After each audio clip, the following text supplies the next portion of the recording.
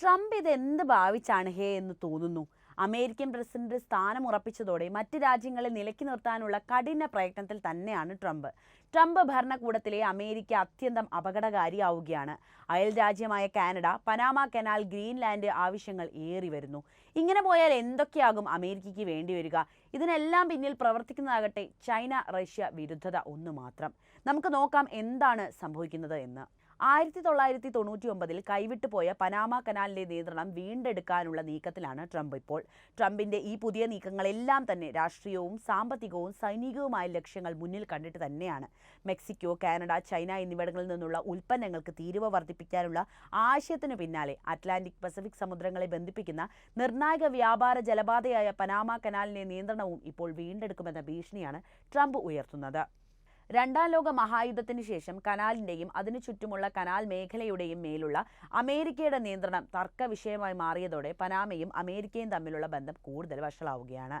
Panama കനാലിനെ സംബന്ധിച്ചിടത്തോളം Atlantic Pacific സമുദ്രങ്ങൾക്കിടയിൽ കപ്പലുകൾ കടന്നുപോകാൻ അനുവദിക്കുന്ന ഒരു സുപ്രധാന വ്യാപാര പാതയാണ് ഇത്. പസഫിക് സമുദ്രത്തെയും അറ്റ്ലാന്റിക് സമുദ്രത്തെയും തമ്മിൽ ബന്ധിപ്പിക്കുന്ന 82 കിലോമീറ്റർ നീളമുള്ള പനാമ കനാൽ 1914 നിർമ്മാണം പൂർത്തിയാക്കിയ ശേഷം 1999 അമേരിക്ക പനാമയ്ക്ക് കൈമാറുന്നത്.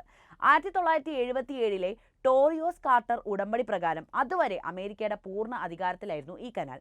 കിഴക്കൻ ഏഷ്യയിൽ നിന്ന് അമേരിക്കയിലേക്കുള്ള വ്യാപാരത്തിന്റെ 40% ഈ വഴിയാണ് നടക്കുന്നത്. പനാമ കനാലിന് മുൻപ് അറ്റ്ലാന്റിക് പസഫിക് സമുദ്രങ്ങൾക്ക് ചുറ്റുമുള്ള പ്രദേശത്തിന്റെ സങ്കീർണമായ ഭൂമിശാസ്ത്രം കാരണം ഒരു സമുദ്രത്തിൽ നിന്ന് മറ്റൊന്നിലേക്ക് നീങ്ങുക ഏറെ ബുദ്ധിമുട്ടുള്ള ഒരു കാര്യമായിരുന്നു. സമയമെടുക്കുന്ന തെക്കേ അമേരിക്കയുടെ മുനമ്പിലൂടെ സഞ്ചരിക്കുക എന്നതായിരുന്നു അപ്പോഴുള്ള ഏക വഴി. നിലവിൽ പനാമ കനാൽ അതോറിറ്റിയാണ് കനാൽ ഇപ്പോൾ പ്രവർത്തിപ്പിക്കുന്നത്. അടുത്തിടെ അരിസോണയിൽ പൊതുജനങ്ങൾ അഭിസംബോധന ചെയ്യവെയാണ് മധ്യ അമേരിക്കൻ രാജ്യമായ പനാമ അമേരിക്കൻ നാവിക വാണിജ്യ കപ്പലുകളിൽ നിന്ന് അമിത വില ഈടാക്കുന്നതായി ട്രംപ് ആരോപിക്കുന്നത്.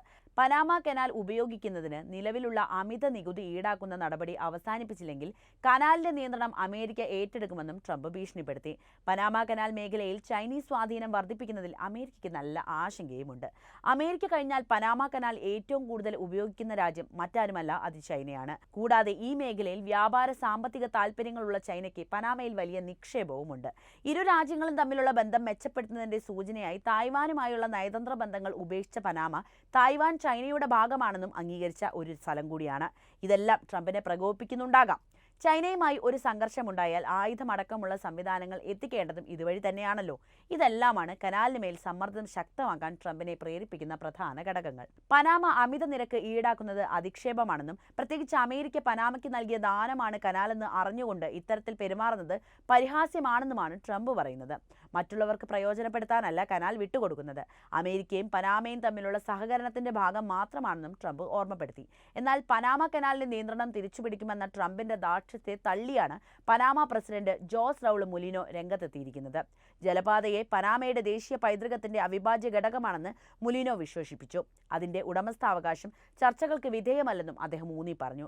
രാജ്യത്തിന്റെ രക്തവും വിയർപ്പും കണ്ണീരും വീണ പനാമിയൻ കനാലിനെ കുറിച്ച് ഒരു തരത്തിലുള്ള ചർച്ചയ്ക്കും താൻ തയ്യാറല്ലെന്നും അദ്ദേഹം അമേരിക്കയെ ഓർമ്മപ്പെടുത്തി.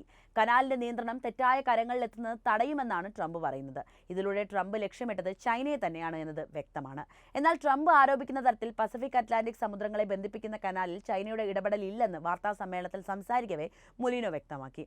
ജലപാതയിൽ പനാമയുടെ പരമാധികാരത്തെ പിന്തുണച്ച മറ്റ് ലാറ്റിൻ അമേരിക്കൻ നേതാക്കളും അമേരിക്കയെ തള്ളുകയും മുലിനോയുടെ നിലപാടിനെ പിന്തുണയ്ക്കുകയുമാണ് ചെയ്തത്. പനാമ കനാൽ പനാമയുടേതാണ്, അതിന്റെ പരമാധികാരം എല്ലാ രാജ്യങ്ങളും മാനിക്കണമെന്നാണ് മെക്സിക്കൻ പ്രസിഡന്റായ ക്ലോഡിയ ഷെയിൻബോ പറഞ്ഞത്. തന്ത്രപ്രധാന മേഖലകളിൽ ആധിപത്യം അരക്കെട്ട് ഉറപ്പിക്കുന്നതിനോടൊപ്പം വ്യാപാര പാതകളിലടക്കം സ്വാധീനം ഉറപ്പാക്കുക, അതുവഴി അമേരിക്കയുടെ താൽപ്പര്യങ്ങൾ സുരക്ഷിതമാക്കുക. അതിപ്പോൾ സമ്മർദ്ദമാണെങ്കിൽ സമ്മർദ്ദം, ഭീഷണിയെങ്കിൽ ഭീഷണി. പണ്ട് മുതലേ അമേരിക്കയുടെ അടവും അതുതന്നെയാണല്ലോ. ഇനി അമേരിക്കയുടെ അടുത്ത ലക്ഷ്യമായിട്ടുള്ള ഗ്രീൻലാൻഡിലേക്ക് വരാം. ട്രംപിനെ സംബന്ധിച്ചിടത്തോളം ഗ്രീൻലാൻഡിനെ അമേരിക്കയുടെ കൂടെ ചേർക്കേണ്ടത് അത്യന്താപേക്ഷിതമാണെന്നാണ് കരുതപ്പെടുന്നത്. അന്താരാഷ്ട്ര മാധ്യമങ്ങളൊക്കെ വളരെ ഗൗരവത്തോടെയാണ് ഈ വിഷയത്തെ സമീപിച്ചത്. നാഷണൽ സെക്യൂരിറ്റിയെയും രാജ്യത്തെ സ്വാതന്ത്ര്യത്തെയും മുൻനിർത്തിയാണ് ഇത്തരമൊരു തീരുമാനത്തിലേക്ക് എത്തിയതെന്നാണ് ട്രംപിന്റെ വാദം. അതുകൊണ്ടാണ് ഗ്രീൻലാൻഡ് അമേരിക്കയെ സംബന്ധിച്ച് വളരെ പ്രാധാന്യമേറിയതാണെന്ന് ട്രംപ് പറഞ്ഞുകൊണ്ടേയിരിക്കുന്നത് പോലും. കാനഡയെ യുഎസിനോട് ചേർക്കണമെന്ന ആവശ്യം മുൻപ് തന്നെ ട്രംപ് വ്യക്തമാക്കിയതാണ്. മാത്രമല്ല പനാമ കനാലും വേണമെന്ന് പറഞ്ഞിട്ടുണ്ട്. ഇന്ത്യയിൽ നിന്ന് വളരെ നോർത്തിലേക്ക് പോയി കഴിഞ്ഞാലാണ് നമ്മൾ ഈ പറഞ്ഞ ഗ്രീൻലാൻഡിനെ ഒന്ന് കാണാൻ കഴിയുക. തണുത്തുറഞ്ഞ ഐസ് കട്ടകളും പ്രകൃതി ഒരുക്കിയ വിസ്മയങ്ങളുമായിട്ടുള്ള കഴിയുന്ന ഒരു വലിയ പ്രദേശമാണ് ഈ ഗ്രീൻലാൻഡ്. ഇത് ഗ്രീൻലാൻഡിനെ കുറിച്ചാണ് പറയുന്നത്. ഉത്തര അറ്റ്ലാന്റിക് സമുദ്രത്തിലുള്ള ഒരു ദ്വീപാണ് ഈ ഗ്രീൻലാൻഡ്. കാനഡയുടെ വടക്ക് കിഴക്കായാണ് ഗ്രീൻലാൻഡ് സ്ഥിതി ചെയ്യുന്നത്. ഭൂപ്രകൃതി അനുസരിച്ചും മനുഷ്യജീവിതത്തിന്റെ ഒരു തോതനുസരിച്ചും ആർട്ടിക് ദ്വീപ് രാജ്യവും ഭൂമിശാസ്ത്രപരമായി വടക്കേ അമേരിക്കൻ ഭൂഖണ്ഡത്തിന്റെ ഭാഗവുമാണെങ്കിലും ചരിത്രപരമായും രാഷ്ട്രീയമായും ഈ രാജ്യം യൂറോപ്പിനോട്, പ്രത്യേകിച്ച് ഐലൻഡ്, നോർവേ, ഡെൻമാർക്ക് എന്നീ രാജ്യങ്ങളോട് ബന്ധപ്പെട്ട് കിടക്കുന്ന ഒന്നാണ്. 1979 ഗ്രീൻലാൻഡിന് ഡെൻമാർക്ക് സ്വയം ഭരണാവകാശം നൽകുകയുണ്ടായി. ലോകത്തിലെ ഏറ്റവും വലിയ ദ്വീപാണ് ഈ ഗ്രീൻലാൻഡ്. ഇതിനെ ഒരു ഭൂഖണ്ഡമായിട്ട് കണക്കാക്കുന്നില്ല. ഡെൻമാർക്കിന്റെ ഭാഗമായിട്ടാണ് ഈ പ്രദേശത്തെ ഇപ്പോൾ നോക്കിയിട്ടുള്ളത്. എന്നാൽ സ്വന്തമായി ഗവൺമെന്റും മറ്റ് കാര്യങ്ങളുമൊക്കെയുള്ള ഒരു സ്വതന്ത്ര രാജ്യം കൂടിയാണ് ഈ ഗ്രീൻലാൻഡ്.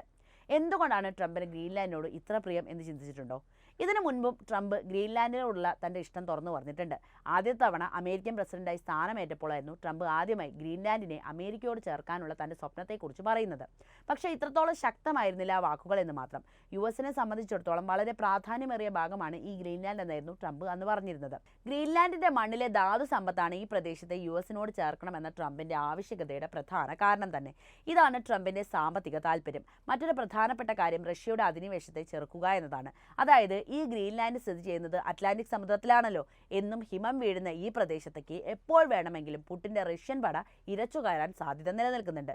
ശരീരം കോച്ചിപ്പോകുന്ന കൊടും തണുപ്പിലും ഇരച്ചു കയറാനും യുദ്ധം ചെയ്യാനും പരിശീലനം ലഭിച്ചവരാണ് പുട്ടിന്റെ പടയാളികൾ എന്നോർമ്മ വേണം. ഈ ഒരൊറ്റ കാരണമാണ് ട്രംപിനെ നിലവിൽ ഗ്രീൻലാൻഡിനെ സ്വന്തമാക്കാൻ പ്രേരിപ്പിക്കുന്ന ഘടകം.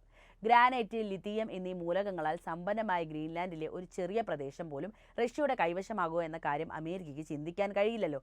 ഇന്ന് ലോകത്ത് ധാതുക്കളാൽ സമ്പന്ന രാഷ്ട്രം ചൈനയാണ്. ചൈനയിൽ നിന്നാണ് യുഎസ് അടക്കം ധാതുക്കൾ വില കൊടുത്ത് സ്വന്തമാക്കുന്നത്. ഗ്രീൻലാൻഡ് സ്വന്തമാക്കുന്നതോടെ ചൈന പുലർത്തുന്ന ആ സുപ്രീമസിയെ തകർക്കാൻ പോലും അമേരിക്ക കഴിയുമെന്നും ട്രംപ് സ്വപ്നം കാണുന്നുണ്ട്. ഇതൊക്കെ ഇന്നത്തെ ഭൗമരാഷ്ട്രീയ അവസ്ഥയെ വെച്ച് ഊഹിച്ച് പറയാണെന്ന് നിങ്ങൾക്ക് തെറ്റിദ്ധരിക്കരുത്. കാരണം ഈ റിപ്പോർട്ടുകളൊക്കെ അടുത്ത കാലത്തായിട്ട് വന്നതാണ്. അതായത് ഈ നിരീക്ഷണത്തെ ഊട്ടി ഉറപ്പിക്കുന്നതാണ് ഇപ്പോൾ വന്ന റിപ്പോർട്ടുകളൊക്കെ തന്നെ. ഡെൻമാർക്കിന്റെ സൈന്യം റഷ്യയുടെ അധിനിവേശത്തെ ഭയപ്പെടുന്നു എന്ന റിപ്പോർട്ട് വന്നത് ഈയിടയ്ക്കാണ്. ഇനി നമുക്ക് കാനഡയിലേക്ക് വരാം. കാനഡയെ യുഎസുമായി ചേർക്കുന്ന ട്രംപിന്റെ നീക്കമാണ് ആഗോളതലത്തിൽ വലിയ ഞെട്ടലുണ്ടാക്കിയ മറ്റൊരു സംഭവം. കുറച്ച് ദിവസം മുമ്പാണ് ഇത് സംബന്ധിക്കുന്ന റിപ്പോർട്ടുകൾ പുറത്തു വന്നിട്ടുള്ളത്. എന്നാൽ ഈ വാർത്തയുടെ സ്ഥിരീകരണം ഇല്ലായിരുന്നു. എന്നാൽ ഒടുവിൽ ഒരു ചിത്രത്തിലൂടെ ട്രംപ് ഈ കാര്യം സ്ഥിരീകരിക്കുകയായിരുന്നു. ഡൊണാൾഡ് ട്രംപിന്റെ ഒഫീഷ്യൽ സോഷ്യൽ മീഡിയ പ്ലാറ്റ്ഫോമായ ട്രൂത്ത് സോഷ്യൽ ഇത്തരത്തിലുള്ള ഒരു പടം ട്രംപ് പോസ്റ്റ് ചെയ്തതോടെ കാര്യങ്ങൾ എല്ലാവർക്കും വ്യക്തമായി തുടങ്ങി. കാനഡയെ പ്രതിനിധീകരിക്കുന്ന ഭൂമിയും ഒപ്പം കാനഡയുടെ ദേശീയ പതാകയും ഉൾക്കൊള്ളുന്നതായിരുന്നു ആ ചിത്രം. മാത്രവുമല്ല ചിത്രത്തിനൊപ്പം തന്നെ ഓ കാനഡ എന്ന് എഴുത്തും ചേർത്തിട്ടുണ്ട്. ഇത് കാനഡയുടെ ഔദ്യോഗിക ദേശീയ ഗാനത്തിന്റെ തുടക്കമാണെന്നാണ് വിലയിരുത്തൽ. അതായത് അമേരിക്കയുടെ 51ാമത്തെ സ്റ്റേറ്റായി കാനഡയെ കൂടി ഉൾക്കൊള്ളാനുള്ള ട്രംപിന്റെ തീരുമാനത്തെ സാധൂകരിക്കുന്ന ചിത്രമാണ് നിലവിൽ ഇങ്ങനെ ഒരു പോസ്റ്റിലൂടെ ട്രംപ് നൽകിയിട്ടുള്ളത്. എന്തായാലും ഇനി കാര്യങ്ങളൊക്കെ നമ്മൾ കണ്ടറിയേണ്ട ഒരു കാര്യം തന്നെയാണ്. എന്താണ് സംഭവിക്കുക എന്നത്. അപ്പോൾ ഈ വിഷയത്തിൽ നിങ്ങളുടെ അഭിപ്രായം എന്തായാലും കമൻറ്റിൽ കുറിക്കൂ. ഒപ്പം വീഡിയോ ഇഷ്ടപ്പെട്ടാൽ ലൈക്ക് ചെയ്യാനും ഷെയർ ചെയ്യാനും പ്രത്യേകം ശ്രദ്ധിക്കുമല്ലോ. ട്രംപ് അധികാരത്തിലെത്തുകയാണ് ഈ മാസം. അതുകൊണ്ട് തന്നെ ഇനി ഏത് സ്ഥലങ്ങളാണ്, ഏത് പ്രദേശങ്ങളാണ് അദ്ദേഹം കണ്ണുവെച്ചിട്ടുള്ളത് എന്ന് നമുക്കറിയില്ല. നിങ്ങളുടെ അഭിപ്രായം എന്തായാലും കമൻറ്റിൽ കുറിക്കണം. എന്തായാലും അമേരിക്കൻ്റെ അപ്രമാദിത്വത്തെ കൂടുതൽ വളർത്തുക എന്ന് തന്നെയാണല്ലോ ട്രംപിൻ്റെ ലക്ഷ്യം. നമുക്ക് എന്തായാലും കാത്തിരുന്ന് കാണാം കാര്യങ്ങളൊക്കെ.